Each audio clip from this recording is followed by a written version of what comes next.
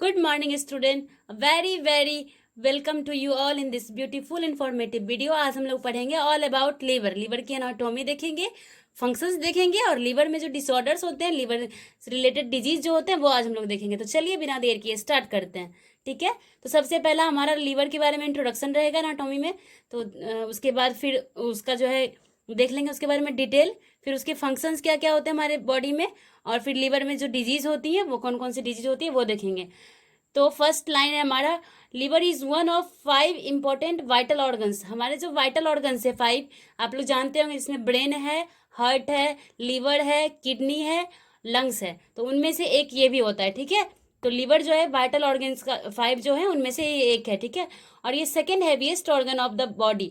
और हम लोग, आप कमेंट करके बताइए कि first heaviest organ of the body क्या होता है. और लीवर जो है हमारा वो second heaviest organ of the body है. ठीक है.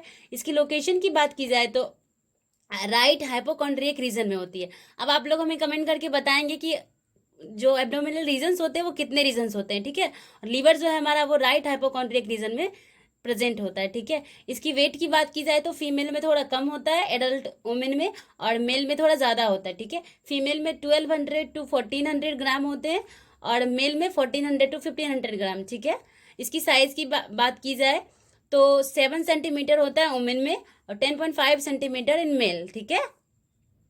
कलर जो इसका है वो रेडिश ब्राउन होता है. ठीक है. डार्क रेडिश ब्राउन होता है. और लीवर में 4 लोब्स होते हैं. ठीक है. सबसे जो ये होता है, राइट लोब होता है, लेफ्ट लोब होता है, कॉर्डेट लोब होता है और क्वाड्रेट लोब होता है. ठीक है. प्रत्येक लोब जो होता है उसमें 1 मिलियन हेपेटिक लोब्यूल्स प्रेजेंट होते हैं. ठीक है. हेपेटिक लोब्यूल्स को क्या बोला जाता है? Functional unit of the liver. ठीक है. ये जो होते हैं लीवर के फंक्शनल यूनिट होते हैं. और हम लोग जानते हैं, मतलब आपको पता होगा, जानकारी के लिए आपको फिर भी मैं बता देती हूँ कि एक पार्टिकुलर टाइम पे, कोई भी गिवन टाइम है, तो उस टाइम पे लीवर जो होता है हमारा, टोटल जो ब्लड वॉल्यूम होता है बॉडी में उसका 13% ब्लड कंटेन करता है लीवर. ठीक है. किसी भी टाइम पे आप देखेंगे तो लीवर जो है वो टोटल बॉडी वेट का 13%, टोटल बॉडी वॉल्यूम, बॉडी में जो ब्लड वॉल्यूम होता है उसका 13% ये कंटेन करता है. ठीक है. तो आप हमें कमेंट करके बताएं कि बॉडी में टोटल ब्लड वॉल्यूम कितना होता है. मेल और फीमेल का अलग अलग होता है, आप बता सकते हैं, कोई एवरेज बता सकते हैं. तो चलिए, लीवर का हम लोग एनाटॉमी देख लिए. अब हम लोग उसका फंक्शन देखते हैं. ठीक है.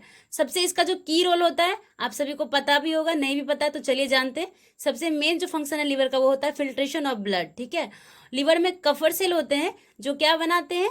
मैक्रोफेज. ठीक है. कफर सेल्स होते हैं, मैक्रोफेज सेल्स होते हैं, जो कि टोटल जो बॉडी टिश्यू में हमारा मैक्रोफेज सेल होते हैं उसका 80 to 90% जो होता है ये कफर सेल ही मैक्रोफेज बनाता है. ठीक है. और ये कफर सेल्स जो होते हैं वो आरबीसी वगैरह, जो जब हमारा जानते हैं कि आरबीसी का लाइफ स्पेन 120 डेज होता है, जब वो डिस्ट्रॉय होता है, मतलब उसकी जो लाइफ स्पेन पूरी हो जाती है, तो उसको ये जो मैक्रोफेज सेल होते हैं कफर सेल के, वही उसको क्या करते हैं? इनगल्फ करते हैं, डाइजेस्ट कर जाते हैं. ठीक है. और तीसरा इसका सेकेंड फंक्शन हो गया. तीसरा फंक्शन है इसका प्रोड्यूस मैनी क्लॉटिंग फैक्टर.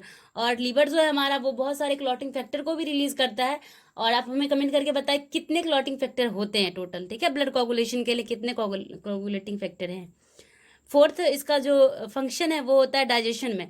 तो लीवर जो होता है वो बाइल का सिक्रीशन करता है और बाइल रिस्पॉन्सिबल होता है फैट के डाइजेशन में. ठीक है. फैट का डाइजेशन हो जाता है फैटी एसिड में.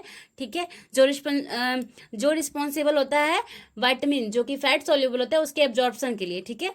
तो हम क्या देख रहे हैं कि लीवर जो होता है वो सिक्रीट करता है बाइल को. बाइल जो होता है डाइजेस्ट करता है फैट को, और फैट जो होता है फैटी एसिड विटामिन के एब्जॉर्प्शन के लिए रिस्पॉन्सिबल होता है. ठीक है. फैट को डाइजेस्ट करके फैटी एसिड में बदल देता है ये बाइल. फिर इसका फिफ्थ फंक्शन है ब्लड ग्लूकोज लेवल को ये कंट्रोल करता है. तो लीवर कैसे ब्लड ग्लूकोज लेवल को कंट्रोल करता है, आइए देखते हैं. लीवर जो होता है, जब हमारे ब्लड में ग्लूकोज का लेवल जब बढ़ जाता है, ठीक है, अगर ग्लूकोज का लेवल जब बढ़ जाता है तो पेनक्रियाटिक सेल जो होते हैं वो सिक्रीट करते हैं क्या चीज? इंसुलिन. ठीक है. इंसुलिन जो होता है लीवर को स्टिमुलेट करता है कि जो ग्लूकोज है उसको ग्लाइकोजन में कन्वर्ट करके स्टोर कर लिया जाए. ठीक है. तो लीवर फंक्शन करती है ग्लूकोज को ग्लाइकोजन में ये कर लेती है, और ब्लड से जो होता है ग्लूकोज को वो एब्जॉर्ब कर लेती है. ठीक है. उसके बाद जब ब्लड में ग्लूकोज लेवल डाउन हो जाता है, कम हो जाता है, ठीक है, तो हमारा जो पेनक्रियाटिक सेल होता है वो सिक्रीट करता है ग्लूकागोन. ठीक है. वो ग्लूकागोन सिक्रीट करता है और लीवर को जो है स्टिमुलेट करता है ग्लूकागोन. तो वो क्या करता है, हमारा जो ग्लाइकोजन जो लीवर में स्टोर होता है उसको वो कन्वर्ट कर देता है ग्लूकोज में. ठीक है. इस तरह से हम क्या देख रहे हैं कि ब्लड में जब ग्लूकोज लेवल बढ़ेगा घटेगा तो उसमें क्या होता है, लीवर का भी इंपॉर्टेंट रोल होता है, ठीक है। और किडनी और लीवर जो होता है हमारे बॉडी में ऐसे ऑर्गन्स होते हैं जो कि हमारे बॉडी को डिटॉक्स करते हैं, ठीक है, यानी कि टॉक्सिन्स जो होते हैं हमारे बॉडी से वो क्या करते हैं, उसको रिमूव करते हैं, ठीक है।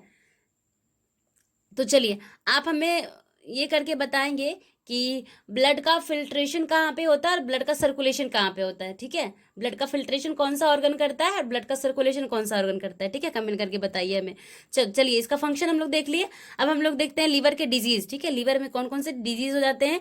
और तो चलिए सबसे पहला जो डिजीज है वो है हेपेटाइटिस बी, ठीक है, हेपेटाइटिस बी। दूसरा है हमारा fatty liver disease. Hepatitis B जो होता है जिसको जॉन्डिस वगैरह, कोरोनिक जॉन्डिस वगैरह है, तो वो धीरे धीरे और भी लीवर डिजीज कोई हो रखे हैं तो वो धीरे धीरे ये कन्वर्ट हो जाते हैं हेपेटाइटिस बी में, ठीक है। फैटी लीवर डिजीज जो होते हैं वो इसके जो रिस्क फैक्टर है ओबेसिटी वगैरह है, ठीक है, ओबेसिटी में ज़्यादा होता है। और फिर ऑटो इम्यून हेपेटाइटिस, इसमें क्या होता है कि हमारा जो इम्यून सिस्टम है खुद के सेल के अगेंस्ट वो इम्यून सिस्टम जो होता है वो एंटीबॉडी डेवलप कर लेता है, तो इसी को बोलते हैं ऑटो इम्यून, ठीक है, डिजॉर्डर होते हैं। और लीवर का जो एक डिजीज है ऑटो इम्यून हेपेटाइटिस, ठीक है। उसके बाद है प्राइमरी बाइल कोलेंजाइटिस, ठीक है। इसमें क्या होता है कि हमारा जो ये होता है बाइल का जो डक्ट होता है उस डक्ट में इन्फ्लामेशन हो जाता है, ठीक है, उसी को बोलते हैं प्राइमरी बाइल कोलेंजाइटिस।